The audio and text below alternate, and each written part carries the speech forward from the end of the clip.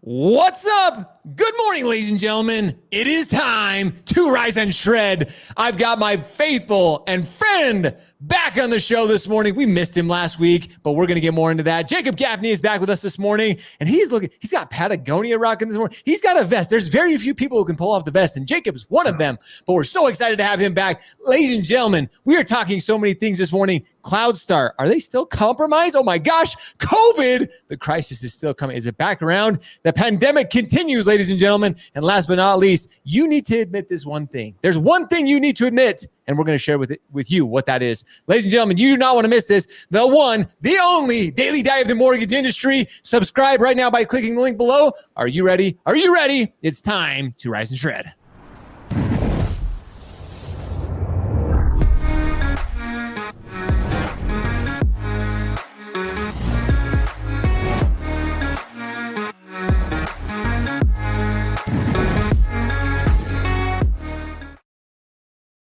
Morning, ladies and gentlemen, and welcome to the one, the only daily diary of the mortgage industry. Every Monday morning, you can join myself and Jacob, unless one of us are gone. But most of the time, we're here, right here, giving you the things you need to know about our industry, really bringing you valuable information so you can absolutely go out there and dominate here and now. Ladies and gentlemen, welcome back. Jacob Gaffeny. What's up, brother? Good to have you back. What's up, man? Good to see you. Good to see you. Good to see you too. Actually, before we get into it, how was your weekend? And you were actually out last week. You were enjoying some time with the family. How was? Yeah, I did. I took the family to Portland, Oregon. Sweet.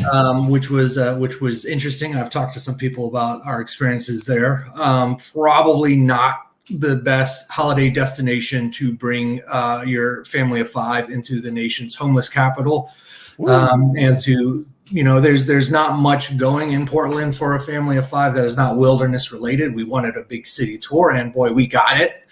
So, but we're back here in Texas where it is a freezing 80 degrees because of thunderstorms last night. And let me say one thing, Josh. Yeah. I'm so happy the mortgage industry is not as troubled as the airline industry. A couple of lightning storms yesterday, airline grounded all their flights, total chaos, mass hysteria at the airports, no apologies needed because their airlines, just get on with your life. People sleeping overnight, no accommodations. Could you imagine if the mortgage industry was run that poorly? We'd all be living in Portland, homeless. Oh my gosh. Could you imagine? Dang it. Well, that's crazy. You talk about that weather here in Utah as well. We needed rain. We got it. I think you talked about mudslides in Texas. We had mudslides here. We had flooding that shut down parts of Utah yesterday. So craziness happening all throughout our country, my friend. But I agree with you. Luckily, we're not the airline industry. Could you imagine if we were just shut down? Oh, by the way, we're just shutting down. No apology. We're just shutting down. That's gonna happen. But why don't we close on that mortgage next month? We'll figure it out. We'll get it done somehow. You don't need it done, right? We can do it next month. Like, it's not a big deal. Don't worry about it. You can move in later. We got bigger fish to fry this morning, though, my friend. We're talking about lots of fun things. So let's dive into it. And first and foremost, I know, ladies and gentlemen, I made a small error. When I published this post, I spelled Couldstar and Jacob Gaffeny wrong. I'm so sorry on both. I was typing very quickly. So I have since fixed that. Gaffney, I don't even know how I spelled Gaffney wrong, but at Couldstar, apologies to our friends at Couldstar, but it has since been fixed. But thank you. Jacob, that's what's so cool about our audience. They pay attention. They're watching. So thank you for letting me know we got those fixed. But let's get into that. Couldstar, we've talked about this. They're still compromised? Like, is this still a thing? Yeah, I got to give a shout out to the title report.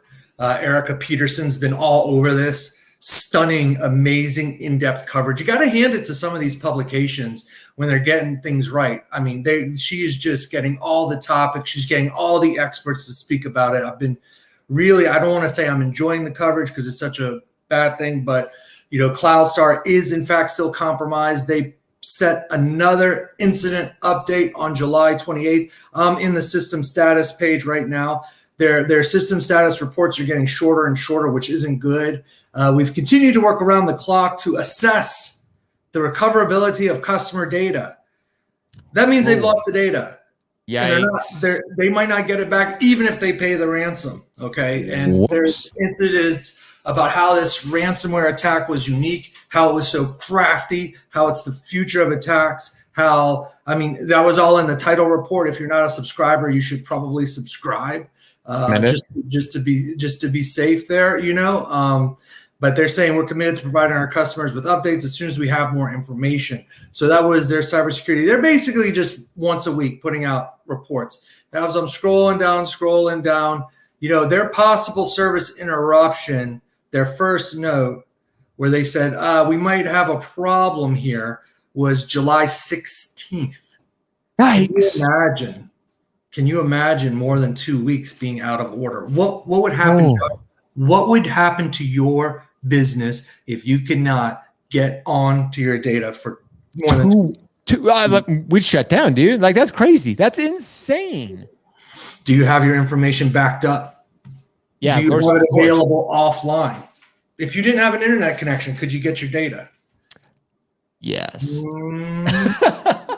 No, probably not. Most of us couldn't. That's crazy to even think about.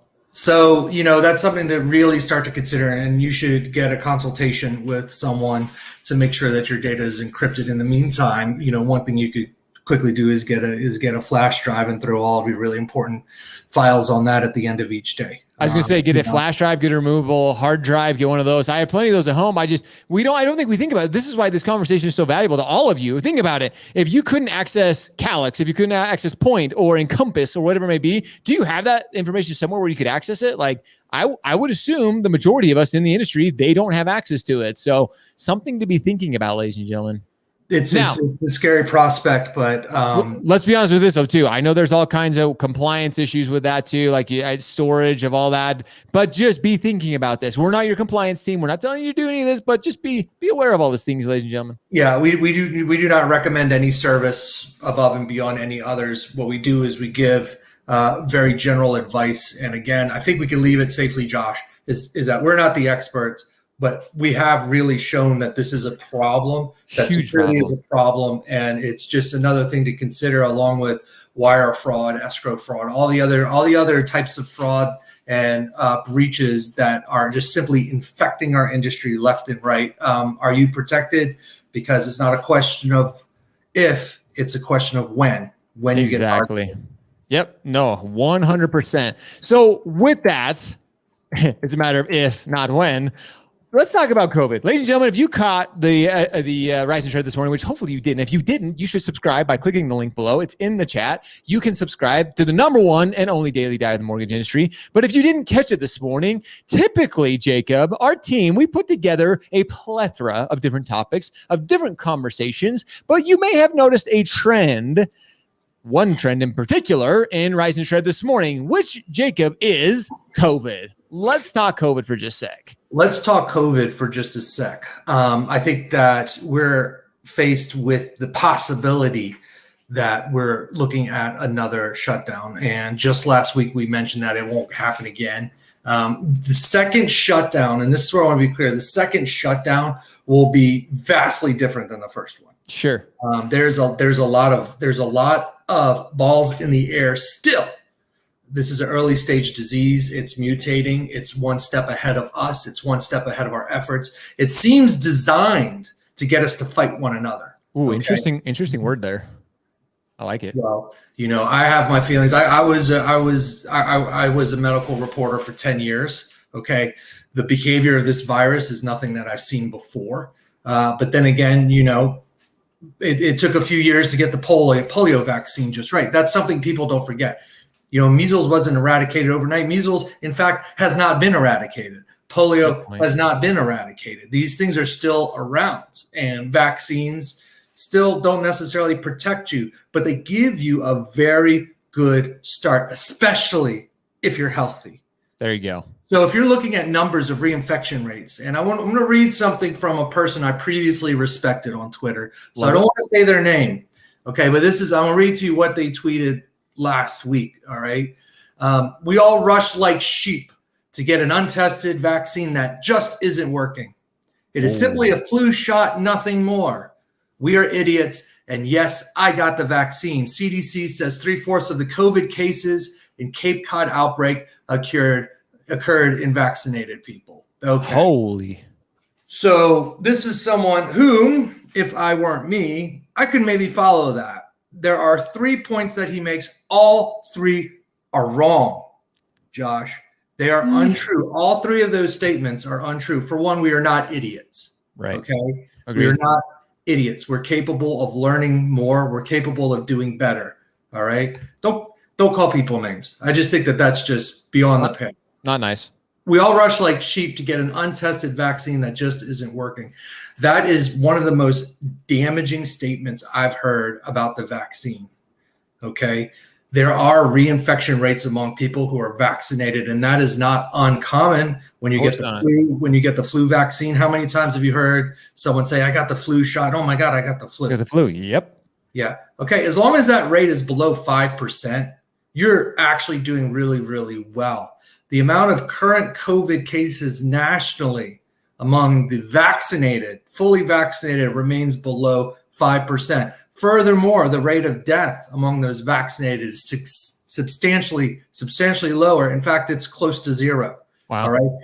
Now, smokers, people with asthma, they fall into a different category of the vaccinated, unvaccinated. They're more at risk because of their current health issues. Correct. Right. Now, cases among the unvaccinated are much, much, much higher. That's the data. And you can look at the Boston Globe. You can look at the San Diego Tribune. You can look at all these different publications if you go looking for it. If your information is just coming to you, if you're just reading the Rise and Shred, you're not getting enough information. Agreed. You have to read Rise and Shred, and you have to read the title report.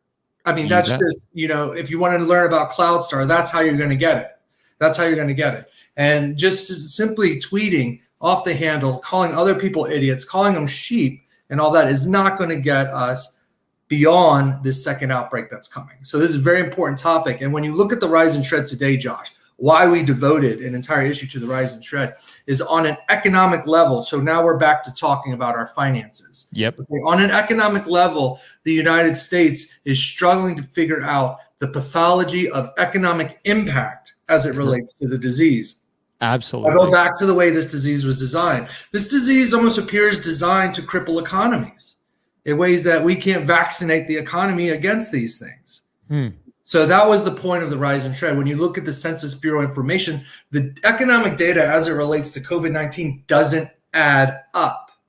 All right. We talked about trade shows being shut down. How many you say are coming in Vegas? There's a whole bunch. There's at least 4 that we know of. Right. And they're facing maybe pulling the plug and going virtual. Oh, virtual. Oh, my God. Could you imagine? Not again. I don't know if I could do it. We're going to have to do it. It's okay. We're in this together. We could do this. But places where the deaths, if you read the Rise and Shred, the deaths are concentrated primarily in New Jersey, New York, right? COVID-related deaths, right? They have most of the deaths among all the states. Now, the economic impact, however, was felt in pockets that the government can't really figure out. And you could try to figure it out as well. And it's tough. You could take a look at Vegas, right? Well, of course, Vegas may have low infection rates, but high rates of unemployment. Sure. But when you look at other markets in Nevada, if you look at other markets in North Dakota, why did their unemployment jump to 7%, 8%, sometimes higher? Is it because of tourism? Is it because of tourism to Billings, Montana, cratered? Is that why? It doesn't explain it. It just doesn't explain it. You think maybe yes, but the government's still trying hard, and they've launched just a plethora of studies to try to figure out how we can avoid repeats for the surge. But again, it's one step ahead of us. They're not going to have that figured out by the time the Delta variant, say, starts to really, really hurt the unvaccinated. Absolutely. So at this point, we have more questions than answers, and that's the issue. We're just not getting ahead of this. We're just not figuring out the correct way to do it, and I can tell you why. Why? It falls down to one magnificent default among all of us, and that is the ability, like my friend on Twitter, to say, you know what, I was wrong. I'm so glad you bring this up. This is kind of what, as we start to wrap the show up today, this tweet, the comments that you and I have seen from mortgage professionals, from CDC, from government officials, is being able, as humans, believe it or not, ladies and gentlemen, we're not perfect. And this is the one thing you need to admit. You need to be able to eat a piece of humble pie. You need to be able to admit you're wrong, right, Jacob? Yeah, it's something that not a lot of us do. And it is a very simple technique that will change your life, Josh. If you suddenly lose your ego to a level where you could say, now this is strange to me because when you work in journalism, you're often wrong and you're often correct. And all the journalists I know, actually, when you point out to them that something is in error, they will fix it, right? If you could prove to them that they made a mistake, I haven't met a single journalist who won't fix it. All right. But you can prove to them. But that's that industry. Sure. The mortgage industry is completely different. Did you know executives in the mortgage industry are never wrong? Never, ever, dude. Ever. No, they're not. They don't have to admit it because they aren't. It's the craziest thing I've ever seen. And when you have people who just shoot out misinformation, you can see why the White House issued an alert asking people to stop spread misinformation on the COVID vaccine. Yeah. Because they can't keep up. The distrust to the executive branch is already high. The distrust to the legislative branch is already high. The distrust to the judicial branch is somewhat lower, but still not that great. Right. Okay. So you have that at the government levels. Now, what's it like at our industry level? I tend to think the mortgage industry rebuilt a lot of trust from the last crisis. I absolutely agree. Yeah. And I do. Yeah. And I think it's because of a lot of great executives out there working hard, getting things done, getting things right. And when you look at the successful stories of executives in our industry, they're the ones who can admit they're wrong. When you look at the companies that are large but still struggling, and you take a look at their executive leadership at the top, and when you know them, like Josh, you and I know these people personally. We do. That's why we don't admit names, man. We're not going to fling mud. But I could tell you, and they're probably the least likely ones to take our advice, which is again the most frustrating thing, because I took all of their advice when I built my companies, right? Yep. And I listened to them, but I know a lot of them will never admit when they're wrong. And one of the ways you admit when you're wrong is you go back and you look at your stuff, and when you hear something or maybe read something in the Rise&Shred, instead of shooting an email to you, Josh, saying how you're how you're biased and all this and all that. I mean, instead of just shooting that email, maybe do a Google search a little bit for just 15, 20 minutes and see if there's a basis of fact. And if there isn't a basis of fact, then send the email to Josh, send the email to me, and we will correct it. But how many times has Rise&Shred run a correction? You started the show with a correction, but let's be honest, our corrections are fairly rare, knock on wood. Knock on wood. Our corrections are fairly rare, but we do have them. Of course. We do have errors. Now take a look at the amount of things that we've gotten wrong, which we've corrected, which we've admitted we're wrong. Always. And then in your mind, think of all the emails we've got saying we were wrong, that we've been unable to prove. And that shows you that behavioral misalignment right there. 100%. Oh man, this is Jacob. This is one of those topics that I'm so glad that we're talking about, that we're sharing with all of you. And again, we're sharing it, ladies and gentlemen, because this is something that you need to be thinking. This is something you need to be aware of. And like you've mentioned, I not to tangent on something else, but I heard Mark Zuckerberg talking about this, about Facebook, about the misinformation and how the government has reached out to them to help them with the actual sifting through the misinformation that is being provided. And so just be aware, ladies and gentlemen. Jerry Yoshida, great comment here. Great message, Jacob Gaffeny. Admitting you were wrong is a skill, and unfortunately, not everyone has it. Love you guys. #Shred. Jerry, we love you guys as well. It is a skill. It's something that you have to be able to admit. And unfortunately, like you mentioned, many of our executives, many people within the space, they aren't willing to. We have a tremendous amount of respect for so many executives within our industry. Just be willing, ladies and gentlemen, to eat that piece of humble pie. Eat the crow when you need to. Admit your faults. People will respect you more for it. People will have, I started this show. I made a simple error, but just being willing to fess up. Hey, made the mistake. I'm going to correct it immediately and move on from there. But don't be one of those that is pushing out misinformation, because again, it's misleading. It's not good. I love that you brought up we've recovered as an industry from 2008, 2009. The last thing we want is to start getting we don't want people not trusting us anymore. We don't want consumers questioning our motives, questioning us within this space. That is the last thing we need right now, Jacob.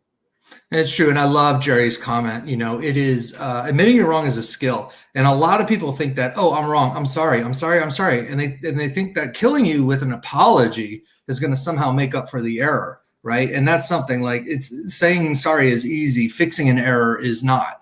So I agree. Like it comes to a skill. There are ways in which you can communicate to that effectively. And like I used to tell my staff, save your sorries for when they matter. Don't just instinctively say, oh, I got something wrong. I'm sorry. Yep. I like that. Save your sorries for when they matter, because when you profusely apologize, it means less.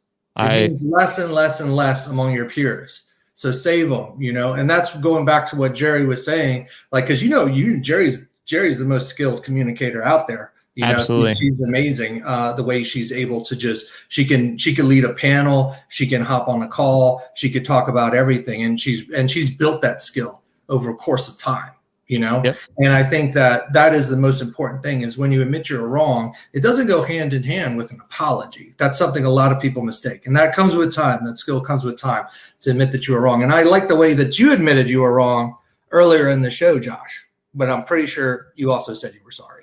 Yeah, I think you're right. You're right. Save those apologies. That is good advice to end on, ladies and gentlemen. Save those apologies for when they actually matter.